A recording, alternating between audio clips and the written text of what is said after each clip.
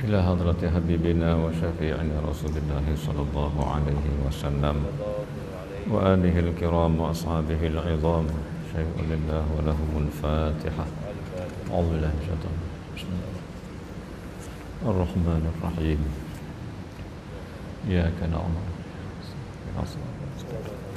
صراط الذين أنعمت غير المغضوب عليهم. بسم الله الرحمن الرحيم. الحمد لله رب العالمين، والصلاة والسلام على سيد المرسلين سيدنا محمد وعلى آله وصحبه أجمعين. سبحانك لا علم لنا إلا ما علمتنا إنك أنت العليم الحكيم. اللهم ارزقنا فهم النبيين وحفظ المرسلين وإلهام الملائكة المقربين. اللهم افتح علينا فتوح العارفين. اللهم افتح علينا فتوح العارفين. اللهم افتح علينا فتوح العارفين. أما بعد، السلام عليكم ورحمة الله وبركاته.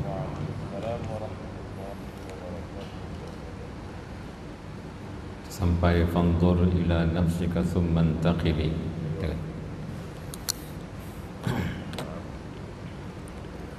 Bismillahirrahmanirrahim. Qala al-musannif rahimahullahu ta'ala wa nafa'ana bihi wa bi'ulumihi fid darain amin ya rabbal alamin. Fanzur ila nafsika thumma intaqili lil alamil ulwi thumma sufli. Tajid bihi sun'an badi'al hikami, lakin bihi qama dalilul adami, wa kullu ma jaza alaihi al-adamu alaihi qat'an yastahilul qidamu. Baik. Bismillahirrahmanirrahim. Fanzur, maka engkau perhatikanlah, ila kepada nafsika, diri kamu, diri engkau, summa kemudian, intaqili berpindah engkau, lil alamil ulwi kepada alam yang di atas, alam yang tinggi, summa kemudian as-sufli alam yang di bawah. Tajid nescaya engkau akan mendapati bihi dengannya sun'an yaitu penciptaan, badi al-hikami dengan kebijaksanaan yang luar biasa. Lakin akan tetapi bihi dengannya itu qama berdiri dalilul adami, dalil tentang adam yaitu ketiadaan. Wa kullu ma jaza alaihi al-adamu, wa kullu dan setiap ma sesuatu jaza harus alaihi ke atasnya, al-adamu ketiadaan, alaihi nescaya ke atasnya juga, qat'an secara qat'i, secara putus, secara mu'tamadnya, yastahilu mustahil al-qidamu bersifat qidam. Baik. Yakni kata musannif, maka engkau fikirlah diri engkau. Maknanya lihat pula kepada kejadian diri engkau yang sangat luar biasa, yang sangat luar biasa. Sungguh pun manusia itu dapat mengetahui keadaan dirinya, akan tetapi ada perkara yang mereka tidak tahu walaupun di dalam diri mereka sendiri. Contohnya hakikat roh, hakikat nafsu, hakikat nyawa dan sebagainya. Maka kata pengarang, engkau fikirlah, yakni renung-renunglah, perhatilah dengan perhatian yang mendalam terhadap diri engkau, artinya kejadian diri engkau. Kemudian makna setelah memerhatikan kejadian diri yang begitu luar biasa, maka engkau pindahkan fikir kamu. Setelah itu tumpukan pemikiran itu bagi alam yang tinggi, yaitu alam yang di atas. Tengok macam mana Allah menerbitkan matahari. Tengok bagaimana Allah mengeluarkan bintang pada waktu malam. Tengok awan dan sebagainya. Tengok pula alam yang tinggi. Kalau kita merasakan itu sekadar sunnah, sekadar satu perkara yang telah pun ditetapkan oleh Allah, atau kita merasakan matahari itu dia keluar sendiri, maka tak nampak kita kehebatan Tuhan. Sekarang kita perhatikan kepada matahari dan bulan, perhatikan kepada bintang-bintang. Kemudian kita tengok lagi kajian-kajian yang terkini tentang keadaan di alam sana, di alam yang di atas. Kita tengok bagaimana Al-Quran dan sains, bagaimana sains menceritakan tentang langit, bagaimana Al-Quran pula menceritakan perihal langit. Dan setelah diteropong, betul sebagaimana Al-Quran menyebutkan, sebiji, sama. Maka itu tanda kebesaran Allah Subhanahu wa ta'ala. Maka kemudian setelah engkau perhatikan alam yang di atas, engkau pindahkan pula, yaitu penumpuan fikiranmu kepada alam yang di bawah. Tengok alam yang di bawah ni, yang di atas permukaan bumi, yang di dalam lapis yang pertama, lapis yang kedua, sehingga lapis yang paling bawah. Ahli sains dah kaji dah apa yang ada di lapisan pertama, lapisan kedua, lapisan ketiga. Al-Imam Musawi ketika mentafsirkan tentang Zulkarnain, beliau menceritakan alam di lapisan yang pertama, alam lapisan yang kedua, alam yang dilihat dengan mata kasar, alam yang hilang daripada mata kasar, diceritakan oleh Al-Imam Musawi, seorang ulama tafsir yang hebat lagi sufi. Beliau menceritakan perihal alam yang di bawah. Jadi semakin dikaji, dikombinkan dengan sains, dilihat pada tafsir, berpandukan kepada Al-Quran, maka kita mendapati bahawa benar Al-Quran itu menyebutkan sebagaimana dikaji oleh manusia pada zaman ini. Baik, maka engkau dapat dengan dia kejadian yang lebih indah. Dengan kajian, dengan fikir tadi, dengan melihat kepada alam yang di atas, melihat kepada kejadian diri sendiri, melihat kepada alam yang di bawah, maka engkau akan mendapati kejadian yang lebih indah. Allah menciptakan kejadian yang sangat indah, lagi teguh, lagi mantap. Tetapi dengan dia, dengan yang disebutkan itu, wujud dalil adam. Di situ menunjukkan ada dalil bahawasanya pergerakan alam daripada matahari sebelah timur sehingga akhirnya sebelah barat, daripada bulan yang timbul pada malam hari dan hilang pada siang hari, bintang yang pada malam hari hilang pada siang hari, itu menunjukkan bahawasanya ciri-ciri al-adam, yaitu tidak ada pada asalnya, kemudian barulah ada. Menunjukkan bahawasanya dia yang sebegitu pasti ada yang menciptakannya. Baik, maka dia kata daripada alam yang begitu indah, kita mendapati bahawasanya pasti ada yang menjadikan. Ini dalam pengajian ilmu mantik dikatakan dalalah. Daripada dal itu apa dia? Penunjuk. Penunjuk dia apa? Iaitu matahari, bulan, bintang, bumi dan sebagainya. Yang ditunjuk kita apa dia? Pencipta, yakni Allah, dikatakan madlul. Maka perkaitan antara penunjuk dan yang ditunjuk dipanggil dalalah.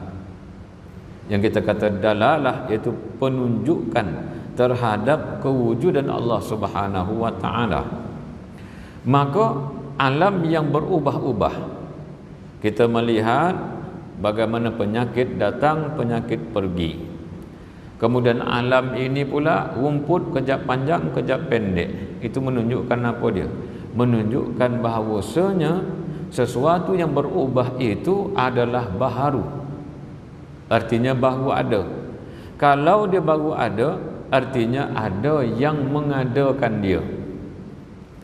Situ dia kata melihat kepada alam ini, maka akhirnya membawa kepada ada penciptanya di sana. Karena asal kejadiannya adalah Adam. Baik, faham situ dulu. Dan dibawa kepada ilmu tasawuf. Apa dia? Segala yang ada ini asalnya tidak ada, kemudian dia ada. Siapakah yang mengadakan dia dan perbuatan siapa? Pasti perbuatan Allah. Maka itu dikatakan yaitu merasai, menghayati af'al Allah Ta'ala, yaitu perbuatan-perbuatan Allah, keindahan ciptaan Tuhan. Kita melihat bagaimana indahnya waktu malam. Kita merasa begitu sejuknya angin malam. Kita tidak sekadar merasakan sejuknya angin, tetapi merasakan bahawasanya alangkah indahnya ciptaan Tuhan. Maka ciptaan itu dikatakan sebagai af'al, yaitu perbuatan Allah terhadap alam yang ada ini. Maka daripada ilmu tauhid yang kita mengatakan Allah lah yang menjadikan dia, maka membawa kepada ilmu tasawuf, merasai, menghayati kewujudan Allah melalui ciptaan Allah. Maka bila terasa Allah Ta'ala maha hebat, maka akhirnya terasa diri kita yang maha lemah. Lemahnya kita, tidak mampu buat apa-apa. Nah, sebagaimana kawan-kawan sahabat kita dulu ada sembahyang sekali dengan kita, akhirnya dia pergi. Siapa yang menjadikan dia mati? Allah. Pasti Allah Ta'ala, tak ada yang lain. Nah, dan kalau itulah perbuatan yang kita kata perbuatan Allah, pastinya kita menginsafi. Tak ada ruang bagi manusia untuk menentukan kesehatan diri dia dan juga kematian diri dia. Ada dalil ke? Apa tak ada dalil pula? Ya, idza jaa ajaluhum la yastakhiruna sa'atan wa la yastaqdimun. Apabila datangnya ajal manusia, ajal itu apa dia? Tempoh. Tempoh itu apa dia? Tempoh yang telah dibagi tahu, yang telah disepakati, yang telah disebutkan dalam Lauh Mahfuz. Sampai tempoh itu, tempoh yang telah ditetapkan, maka la yastakhiruna sa'atan, takkan dilewatkan dan takkan dicepatkan. Itu siapa punya kerja? Siapakah yang membuat dia mati? Allah Ta'ala. Jangan berpegang kepada yang lain. Walaupun kita kata ya, itu sebab dan akibat. Sebab dan akibat. Kerana tertinggal pasport di rumah, maka kita kena saman. Sebab dan akibat. Tapi hakikat yang menjadikan, yang menentukan sebenarnya bukan pasport yang tinggal, tapi kehendak daripada Allah. Pegang baik-baik tuan-tuan. Ini tauhid. Tauhid. Bagaimana kita menunggalkan Allah, iaitu mengesakan Allah Ta'ala.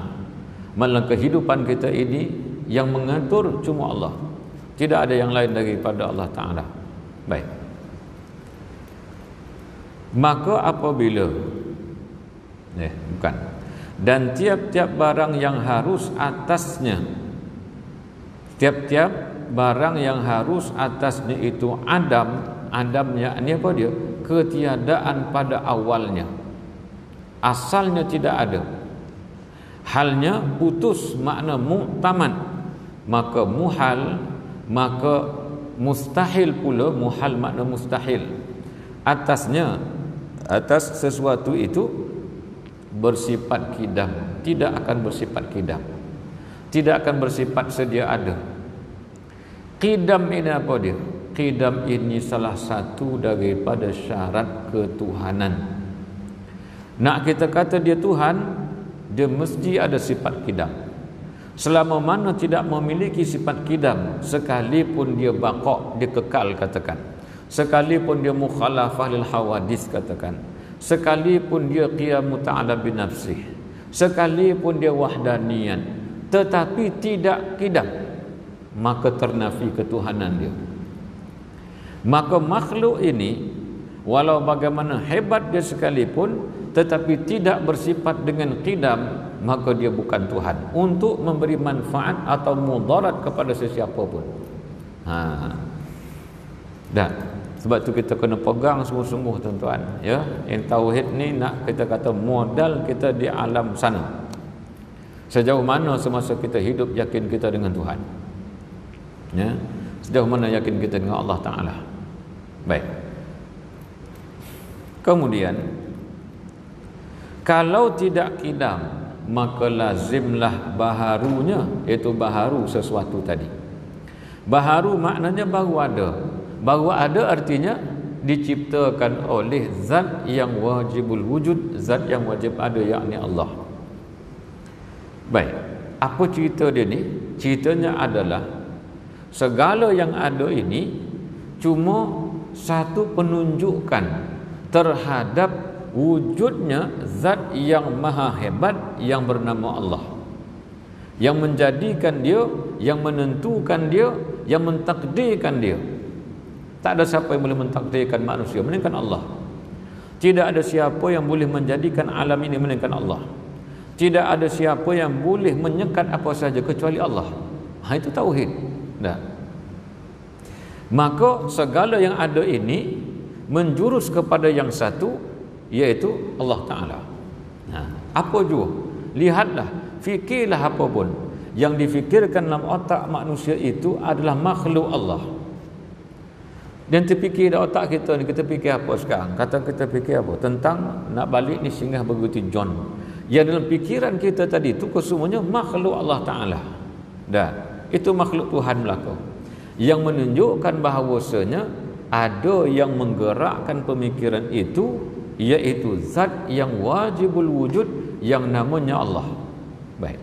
Jadi kalau seandainya setiap masa manusia melihat apa sahaja dia ingat kepada Allah, itulah dikatakan orang ini zikirnya kepada Allah tak putus.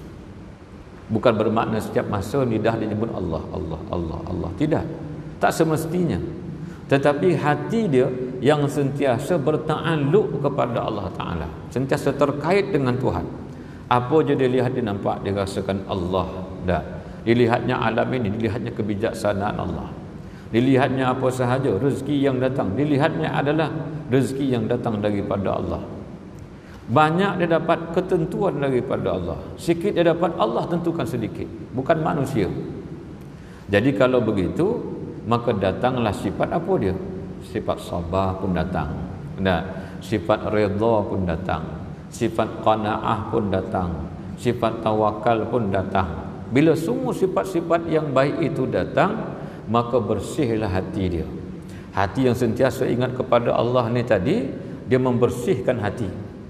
Maknanya ingatan kita kepada Allah membersihkan hati. Bila hati kita bersih, mudah kita menghayati ia sesuatu yang terkait dengan Allah Subhanahu wa Ta'ala. Maka inilah orang yang dipanggil orang yang sufi, yang bersih. Dan maka akhirnya bila bersih hati dia, nafsunya juga bersih. Itu berpuncullah kenaikan-kenaikan yang tertentu sampai dia kepada kedudukan nafsu yang tenang. Dan baru tenang nafsu dia. Punca daripada mana? Tauhid yang betul. Tauhid yang benar-benar safa. Safa maknanya apa dia? Dia tauhid yang murni, yang bersih, yang tidak ada keaiban. Baik. Kemudian maka apabila baharu ia, yakni sesuatu tadi baharu, maka tentulah ada yang menjadikan dia. Dah, kitab di tangan tuan-tuan takkan jadi sendiri. Itu menunjukkan ada penulis dia. Dah, ada penulis dia. Kapet yang di atas lantai menunjukkan ada pencipta dia. Masjid yang tersergap, ini bukannya Tuhan, ini adalah hasilan daripada perbuatan manusia yang gerakannya ditentukan oleh Allah Subhanahu wa taala. Idea dia nak buat masjid yang berpunca daripada kehendak Allah Subhanahu wa taala. Maka akhirnya pergi semua kepada Allah. Dah. Baru tidak ada kita mengaku-ngaku diri. Aku itu, aku ini, aku hebat, aku pandai. Tak ada. Dah. Sebab apa tak ada semua tu? Karena dia yang dilihatnya adalah percaturan Allah. Dah. Baik. Itu kata penghayatan terhadap kejadian yang diciptakan Tuhan. Baik. Maka iaitu Allah Subhanahu wa taala yang mencipta. Dah. Yang bersifat Allah Ta'ala itu dengan segala sifat kamalat. Kamalat artinya sifat kesempurnaan atau sifat-sifat kesempurnaan yang tidak ada langsung kekurangan, walaupun 0.0000001% tak ada. Itu sifat kamalat Allah Ta'ala. Baik. Lagi maha suci Allah Ta'ala itu daripada segala sifat naqais. Maha suci maknanya apa dia? Tidak ada langsung sedikit pun, tidak ada sifat naqais. Naqais maknanya kekurangan tidak ada. Manusia banyak kekurangan dia. Dah. Kita sendiri banyak kekurangan. Terlupa banyak kali. Kunci letak ke mana, meraban cari tempat lain. Banyak kekurangan. Cuba menghilangkan ingatan ketika sembahyang kepada selain daripada Allah. Masa itulah dia datang semua sekali. Tunjukkan kelemahan kita. Kelemahan kita tu. Menunjukkan kepada kelemahan kita sendiri. Cuba nak banyakkan wirid, nak banyakkan zikir istiqamah. Kadang-kadang lupa juga kita. Lupa kepada Tuhan. Dalam pada kita menjaga lidah kita ni supaya jangan kita nak menyakiti orang lain. Supaya jangan mengatakan sesuatu yang menunjukkan bahawasanya ada kelemahan kepada Allah Subhanahu wa taala. Tapi kadang-kadang terlancar juga menunjukkan apa dia? Lemahnya kita. Itu lemah manusia. Sebab itu menyedari lemahnya manusia, Allah suruh apa dia? Minta ampun. Minta ampun, kan? Allah kata sekali-sekali pun dosa yang ditanggung itu memenuhi langit dan bumi. Bila dia istighfar dengan ikhlas, maknanya minta keampunan kepada Allah dengan hati yang penuh ikhlas, apa jadi? Allah ampunkan dan Allah tak hiraukan. Maknanya tak hirau macam mana? Sebanyak mana dosa kamu sekalipun Allah ampun semua. Baik. Syahdan, lanjutan daripada itu, arti nazar itu, nazar iaitu memikir atau memerhati. Baik. Istilah ilmu tasawuf dipanggil musyahadah. Musyahadah. Baik.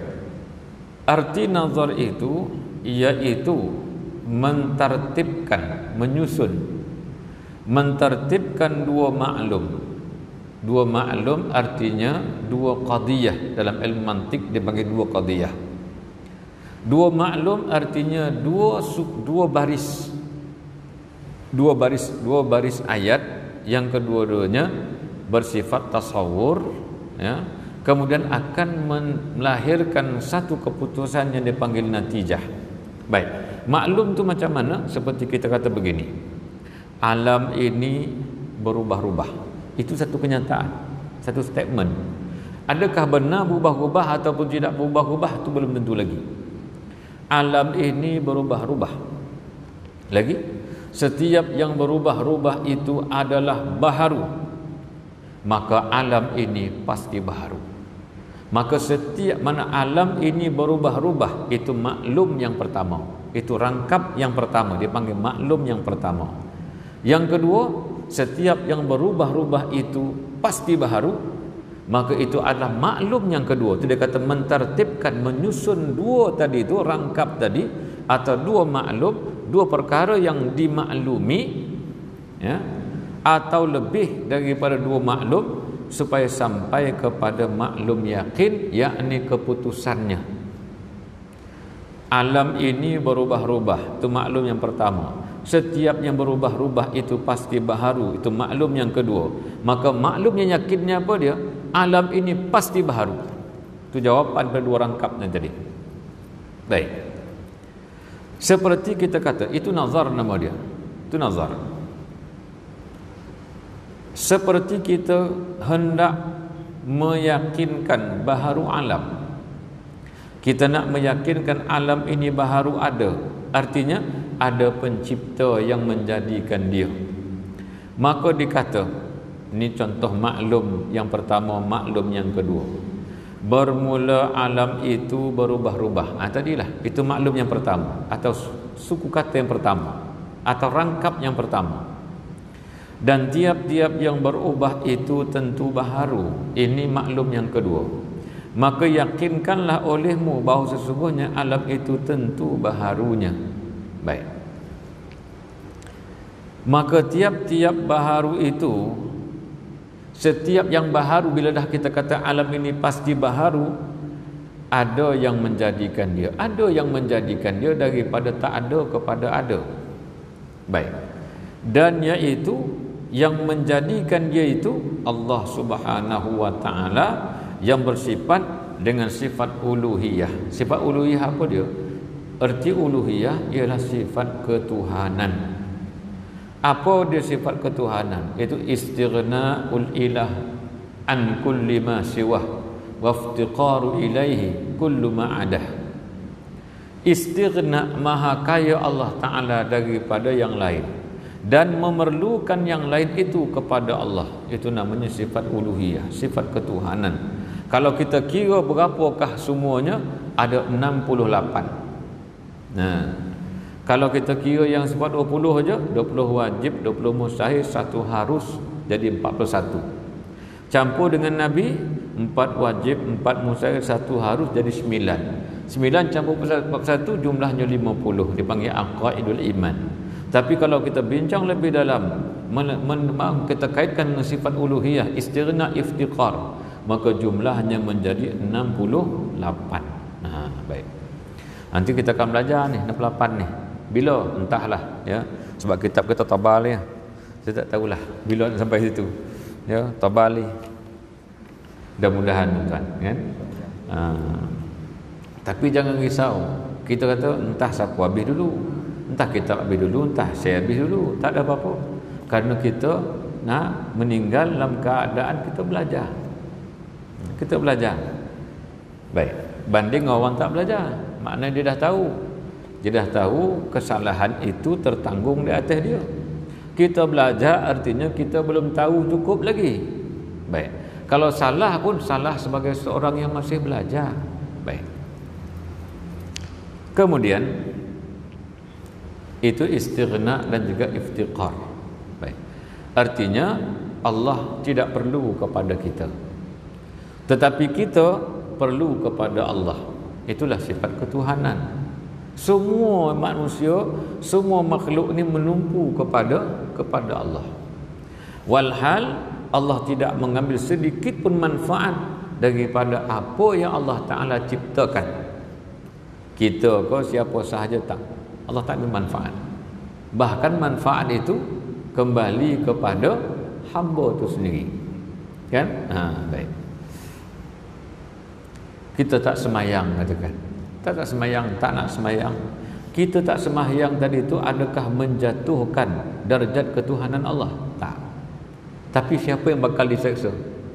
Manusia itu sendiri. Dia banyak buat amalan, banyak wirid dia, banyak selawat dia, banyak baca Quran dia. Adakah makin banyak baca Quran semakin tinggi martabat ketuhanan Allah Ta'ala? Tak. Tapi manusia itu yang makin tinggi kedudukannya di sisi Allah. Maknanya kembali semula kepada Allah, kepada manusia manfaatnya, bukan kepada Allah. Menunjukkan manusia itu sifatnya adalah iftiqar. Allah itu sifatnya istighna. Baik.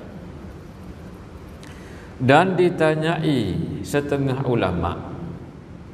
Setengah ulama ditanya, itu dia punya ayat dia.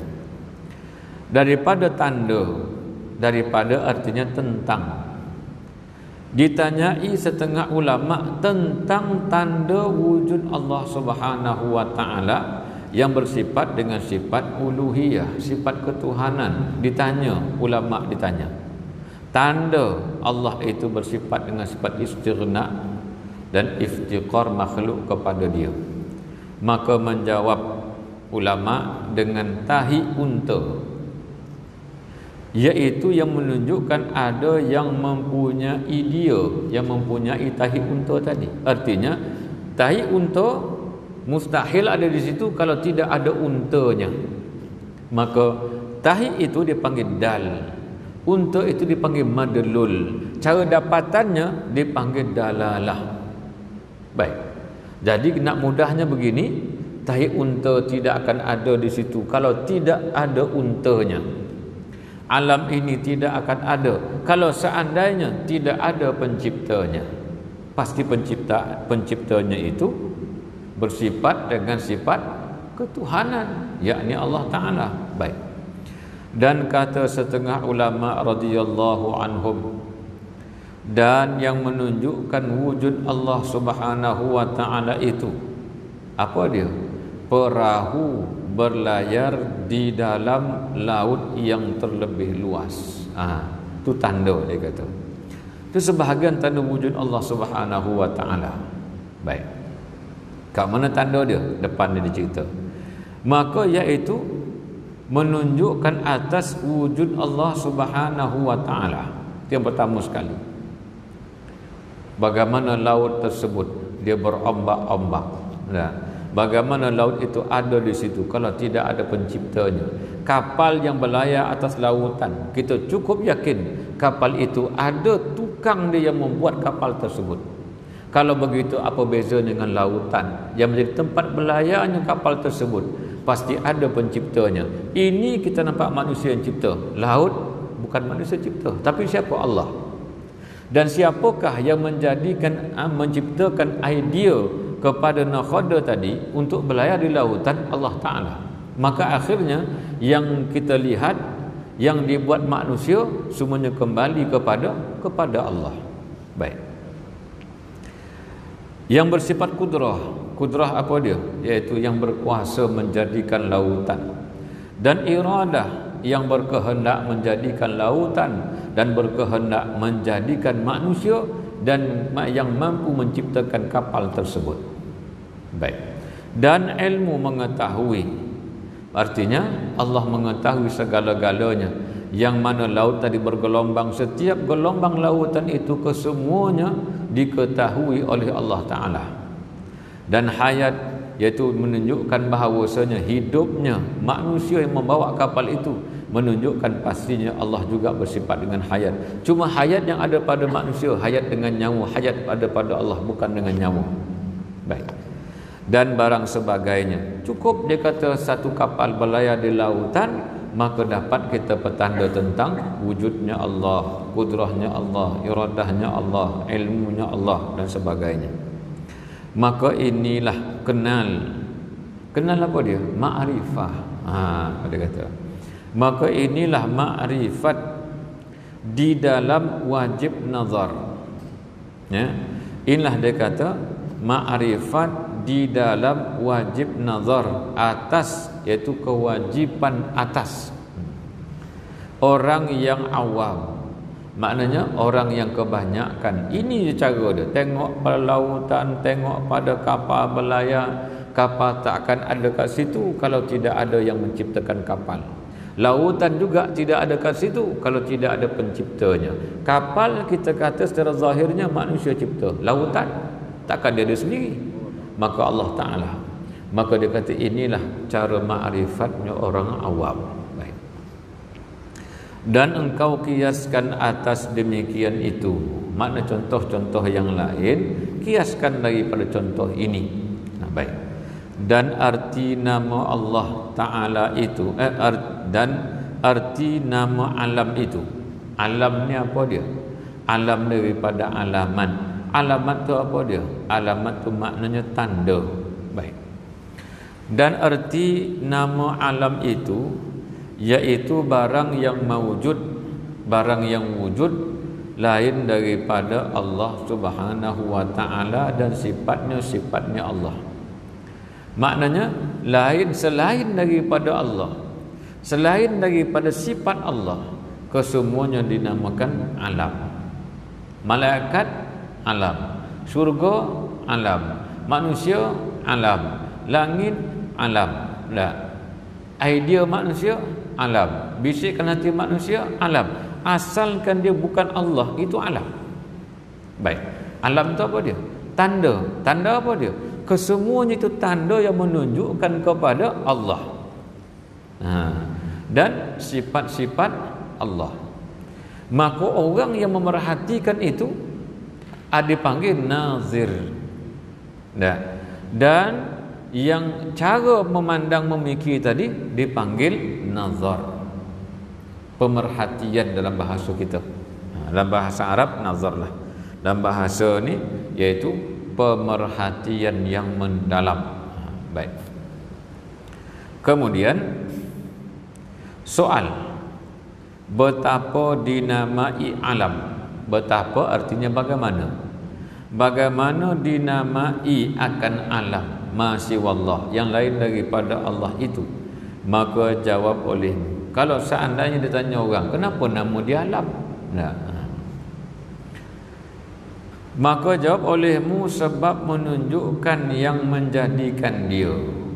Karena alam itu artinya alamat atau tanda. Jadi alam itu sendiri adalah tanda terhadap wujudnya Allah. Tanda ni banyak ke tak banyak, tuan-tuan? Kata orang Islam kata apa? Nak moyangkan banyak, kan? Nak moyangkan banyak tanda. Bayangkan kalau begitu banyak tanda, semua tanda yang ada tadi menunjukkan kepada wujudnya Allah dan sifat-sifat Allah, kenapa tak jumpa juga? Maka ulama sufi mengatakan apa dia? Kerana adanya hijab. Hijab nama dia. Hijab apa dia? Hijab nurani. Hijab nurani itu apa dia? Hijab yang tidak dapat dilihat. Maknanya hijab itu datang cara bagaimana? Antaranya adalah dengan cara kejahilan seseorang. Semua nampak makhluk je. Sakit makhluk, sembuh makhluk, semua makhluk. Walhal yang kita buat, yang kita kata kita jaga semua SOP itu adalah sebagai usaha dan ikhtiar. Usaha ikhtiar kita semata-mata. Tetapi yang menyembuhkan, yang mematikan, yang menyakitkan dan segala-galanya bukan yang itu. Siapa dia? Allah. Kenapa pula yang itu bukan? Kan itu sekadar alamat yang menunjukkan kepada Allah Ta'ala. Baik. Katakanlah harta kita banyak, selipar semua kita punya, ada tulis nama kita kat situ, syarikat Yusri contoh.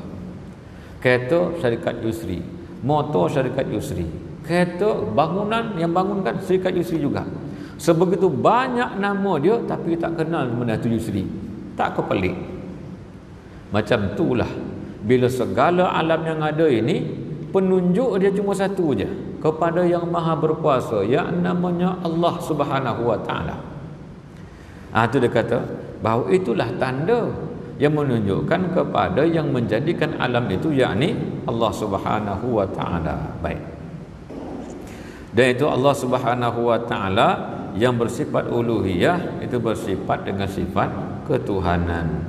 Syahdan, maka engkau fikirlah daripada kejadian dirimu. Wallahu subhanahu wa ta'ala a'la wa a'lam. Al-Fatihah. A'udzu billahi minasyaitonir rajim.